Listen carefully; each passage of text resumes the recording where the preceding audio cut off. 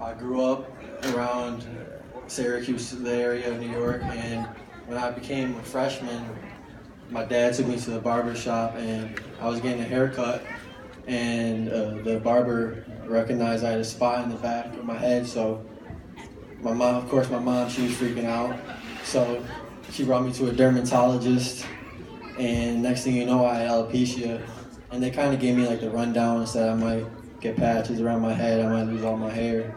And that was really devastating for me as a freshman because I had like long Justin Bieber hair, real long. So it was definitely tough for me, but the main thing I was doing when I was that young is I tried to not focus on alopecia. I really tried to stay away from all of that. I never really researched it, I never Googled it, because I felt if I was looking into it too much, I would just become aware of all of the negatives that can happen to myself, and I didn't really want to deal with that because I'm one of those guys that could get depressed about it easily, and I was trying to steer away from all of that stuff. So basically just avoiding all that stuff was really a big deal for me, and that really became how I overcame all this. But when I started losing my hair, it was brutal for myself because I had that long hair, like I said, and I didn't want to lose it. I really didn't want to lose it. So I had my mom try to figure out like what I could do to get it back, other than like have it grow back. Like she put topicals in my hair to cover up the spots, just so I could go to school and avoid all of the negative stuff people would say to me, because I didn't really want to go through that at such a young age, 13, 14 years old. So when I was doing all that, the topical in my hair, don't forget I was playing basketball too at that age, so it was tough because I would run and it would come off and the sweat would just drip it all off. So I was basically all bald right there, all spots were just long strands of hair. And the good thing about my situation was that I had a good supporting cast in high school.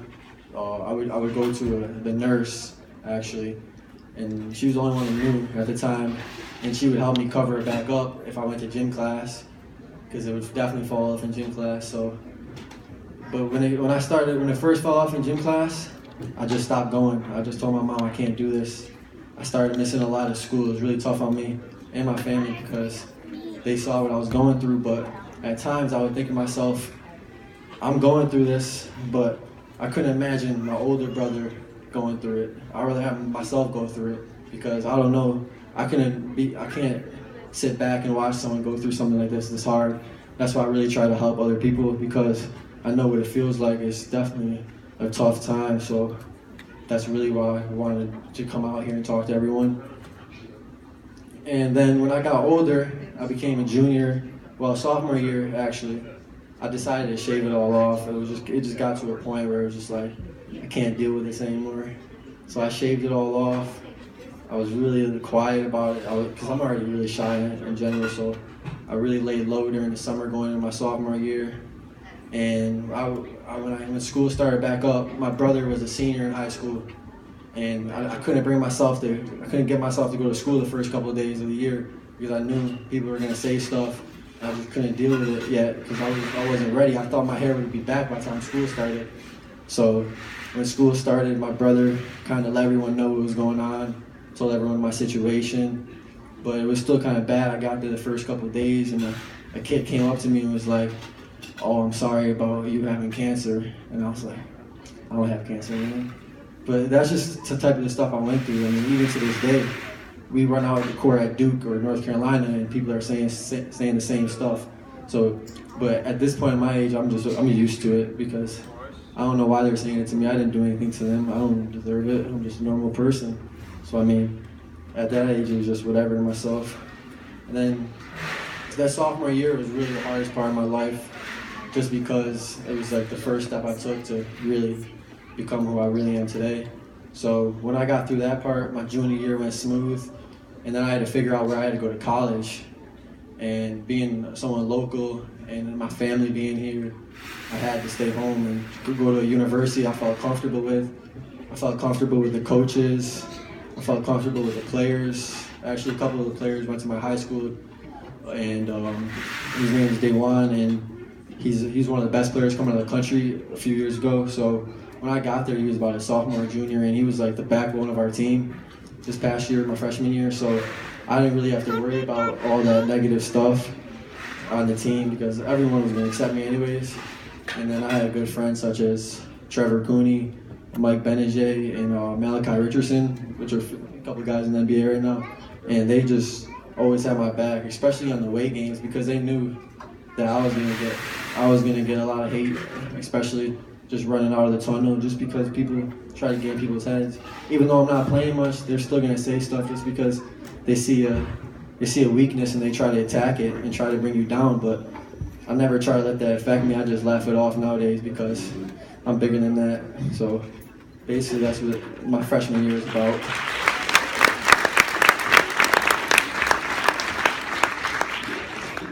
When I got to Syracuse, I knew I had to play for Coach Boeheim, and he's definitely, I don't know if you guys ever saw him rip off his jacket. He's a pretty crazy guy.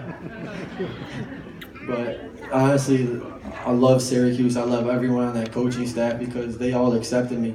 I couldn't go somewhere and be kind of iffy about whether are they gonna bring this up to me? Are they not gonna want me to do this? Do they want me to have this type of publicity because more people are coming in to the university saying, oh, I like what he's doing. And I didn't know at first if that was the right idea, if I should be doing all this stuff, but they wanted me to do all this. They think it's a great idea to help everyone. So I love my coaches. I'm really thankful to have them, and I love Syracuse University.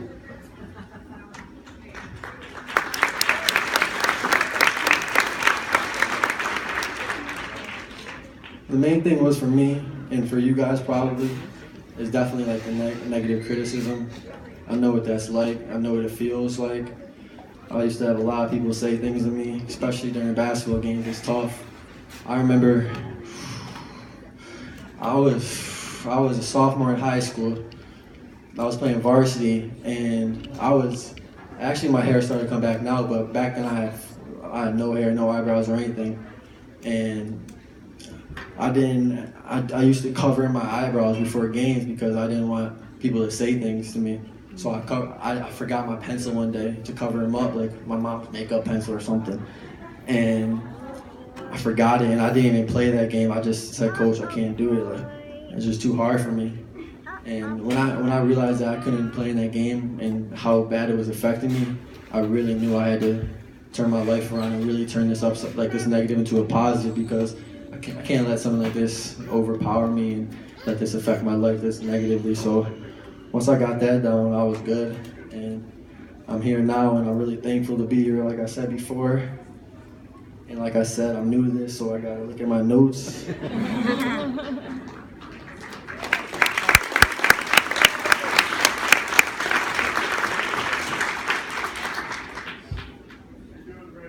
Like I said, I wouldn't be here without my family, without my supporting cast. That's the most important thing, having people all around you guys, people that love you, people that support you. That's the most important thing for me. And it just means a lot to have people behind you and having your back, because if you don't, you just feel alone, you know what I'm saying? And when you feel alone, you just don't want to do things, and that's what happened to me at times. And I felt when I had people around me and when I was hanging out with my friends and I was actually being involved in certain things, not just basketball. Basketball was definitely something I enjoyed doing, but I enjoyed hanging out with my friends way more. I enjoyed hanging out with my brothers, I enjoyed hanging out with my family. But that was the supporting cast. I just have to keep reiterating it, because that's the most important thing, having alopecia, because alopecia, you can't get through it on your own. I mean, I couldn't get through it on my own.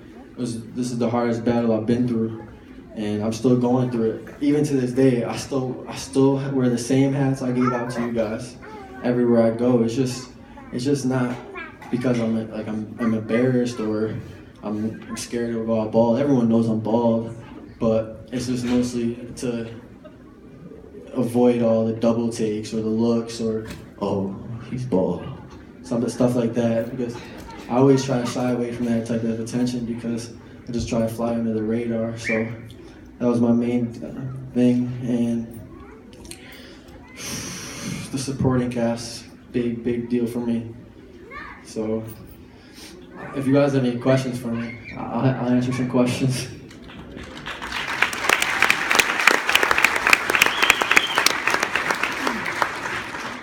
Right here. Where do you live? I'm from Syracuse, New York. Hey, Jeff, is it cool if like anyone that has questions, they could just come up to the stage? Can you walk around?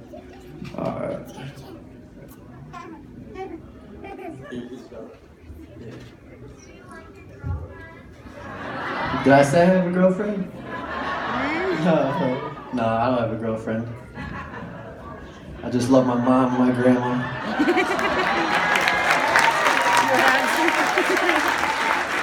Okay.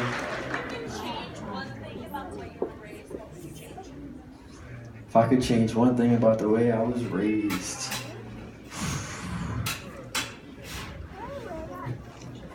I probably couldn't change anything, honestly. Because the way I was raised by my parents were just be humble, always lend a hand for people that need it, and just always be respectful and polite to people. And that's the best thing I was taught. So.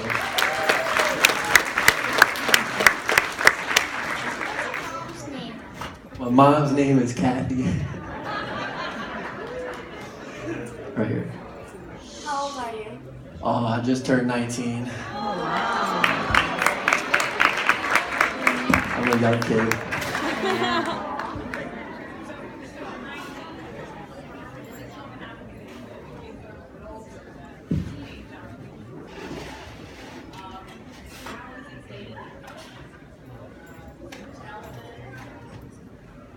How is it dating? Usually, because I'm from Syracuse, so I'm from a small area, so a lot of the word gets around fast. So everyone I really met, they already kind of knew, especially being on the basketball team. They basically already had an idea, but I can't really speak for any other because basketball kind of saved me. That's why a lot of people know me, so I don't really have to go through that conversation with them anymore, so I can't really speak much about that.